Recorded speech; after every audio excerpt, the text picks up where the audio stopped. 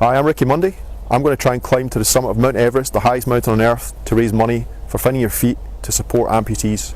Yeah, so last year I reached 7,900 metres. My oxygen saturation at that camp was 52%. Now standing here at the moment it will be 98%. And I knew at that point that if I go above 8,000 metres, there's a risk that I'm not going to be able to get myself down off that mountain.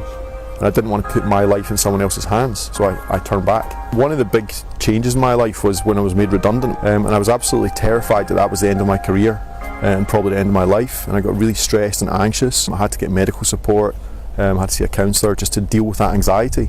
And it turned out to be one of the best things that ever happened, because suddenly I focused. I had to find something really positive to focus on. My self-doubt and my fears had been holding me back, and I suddenly had that lifted from me.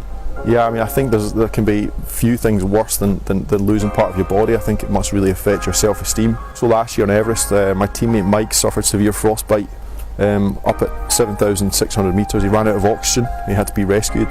He had half a finger amputated finally because of his frostbite. And I know he's finding it difficult.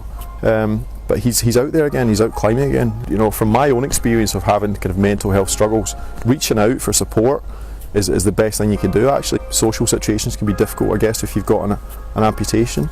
You feel uncomfortable speaking to people, but just forget that. Focus on people who support you and give positive feedback to you. Develop your confidence and go out and share your own story actually, because your story will inspire lots of people. I'm planning these expeditions anyway. I've got a long-term project to climb the 3 highest peaks on every continent. While I'm doing it, I see that it's a great opportunity for other people to benefit. You learn some really important things about yourself or about your environment when something doesn't work out.